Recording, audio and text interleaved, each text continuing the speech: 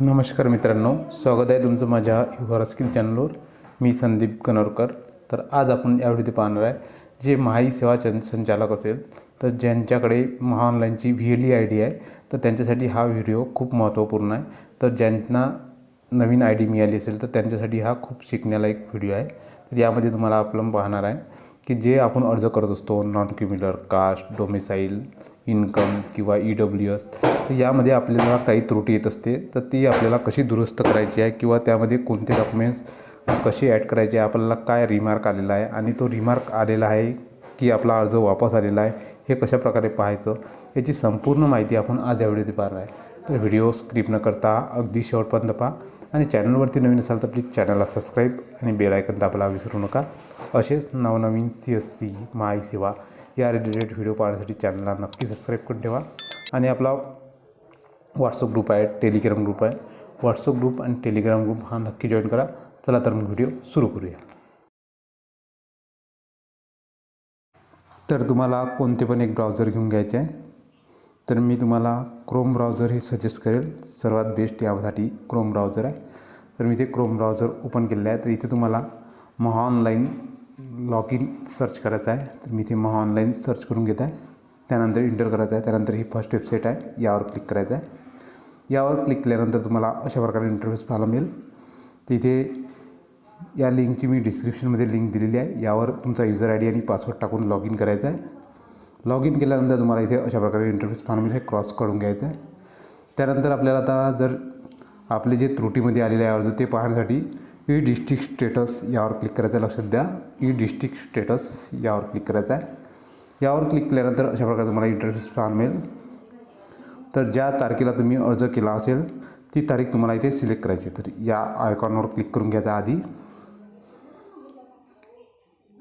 तर इथे तुम्हाला हा जो बॉक्स दिसत आहे यावर क्लिक करायचा आहे आणि ज्या तारखेला तुम्ही अर्ज केला असेल ती तारीख तुम्हाला इथे सिलेक्ट करून घ्यायची आहे। लक्षात द्या, हे जे दोन तारखा आहे यामध्ये 6 दिवसाच्या वरती अंतर असायला नको। त्यानंतर तुमचा अर्ज जो त्रुटीमध्ये आला असेल तर तो तुम्हाला इथे पेंडिंगमध्ये पाहायला मिळेल।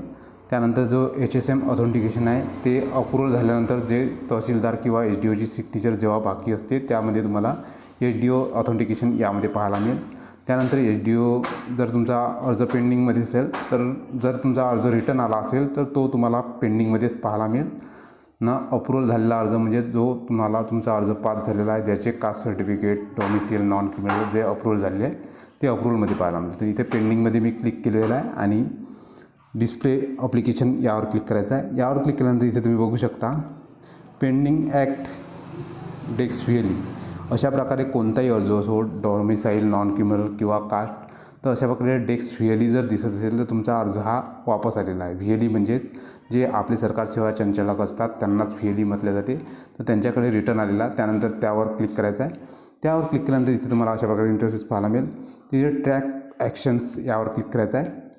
तर हा जो अर्ज आपण आता आलेला आहे तर इथे रिमार्क पाहण्यासाठी थोडं स्क्रोल डाऊन करायचं आहे। तुम्ही इथे बघू शकता हा जो रिमार्क आलेला आहे तर जे कास्ट सर्टिफिकेट आहे ते मी वेगळ्या डिस्ट्रिक्टचं अपलोड केलेलं आहे। तर त्यांना नरखेड जे माझं तहसील आहे त्याच तालुक्याचं त्यांना हवं आहे, तर ते चुकून माझ्याकडून अप्रूव्हल तिथे सबमिट झालेलं आहे। तर त्यासाठी तुम्हाला ॲड डॉक्युमेंट यावर क्लिक करायचं आहे। लक्षात द्या, तर हा रिमार्क एकदा बघून घ्यायचा आहे। तुम्हाला जो पण रिमार्क आलेला असेल तो रिमार्क बघून घ्यायचा आहे। बघितल्यानंतर तुम्हाला इथे तुम्ही यावर क्लिक करून डायरेक्टली बघू शकत नाही, तर ॲड डॉक्युमेंट यावर क्लिक करायचं आहे। ॲड डॉक्युमेंट क्लिक केल्यानंतर तुम्हाला इथे अशा प्रकारे इंटरफेस पाहायला मिळेल। तर आपल्याला कास्ट सर्टिफिकेटचा जो इश्यू आलेला आहे तर कास्ट सर्टिफिकेट आपले जिथे पण असेल ती अशा प्रकारे तुमचे डॉक्युमेंट्स आहे हे पूर्णतः तुम्हाला बघून घ्यायचे आहे। तर कास्टसाठी कोणते डॉक्युमेंट लागतात, नॉन क्रिमिनलसाठी कोणते डॉक्युमेंट लागतात, डोमिसाईलसाठी कोणकोणते डॉक्युमेंट लागतात, इन्कमसाठी कोणकोणते डॉक्युमेंट लागतात, हे सर्व आपण पाहणार आहे। तर अशा प्रकारे तुम्हाला हे संपूर्ण अर्ज इथे तुम्ही बघू शकता। तर आपल्या आता कास्टचा त्रुटी आलेली आहे, तर इथं आपण कास्ट सर्टिफिकेटची बघून घेऊया की आपण कास्ट सर्टिफिकेट कोणते टाकलेले आहे। तर इथे कास्ट सर्टिफिकेट हे तुम्ही बघू शकता। तर तुम्हाला इथे ही जी कास्ट आहे ही डिलीट करून टाकायची आहे जर तुम्ही, तर इथे TC ही मुलाची TC आहे। त्यानंतर कास्ट सर्टिफिकेट इथे अशा प्रकारे डिलीट जर करायचं असेल तर तुम्हाला डिलीट ओके करायचं आहे. तर मी आधीच यामध्ये जे कास्ट सर्टिफिकेट आहे ते डिलीट केलेलं आहे.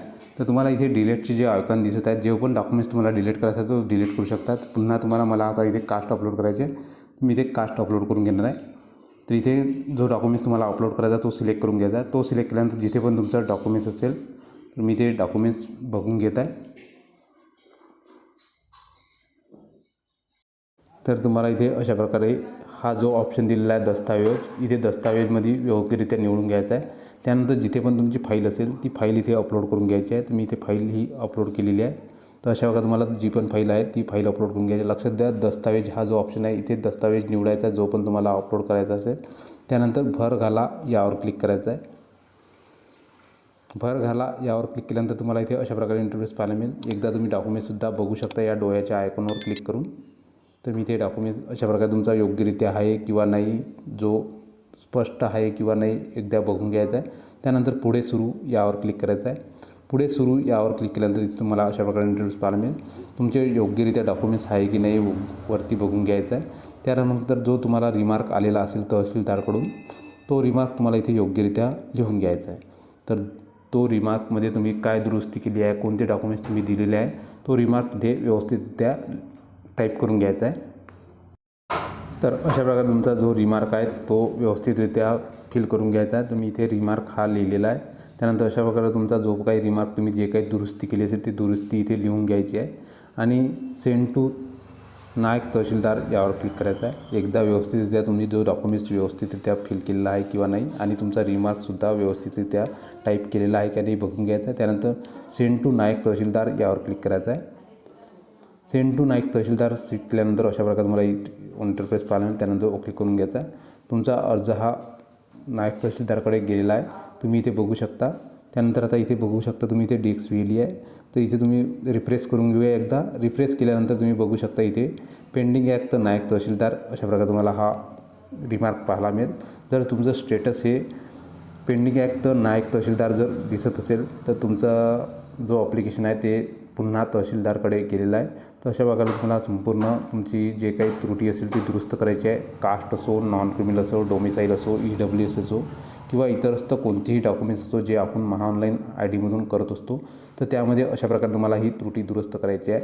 आणि जर तुम्हाला काही प्रॉब्लेम असतील, काही शंका असतील तर नक्कीच कमेंट्स करा. कमेंटचा रिप्लाय हा तुम्हाला 24 तासाच्या आत दिला जाईल. आणि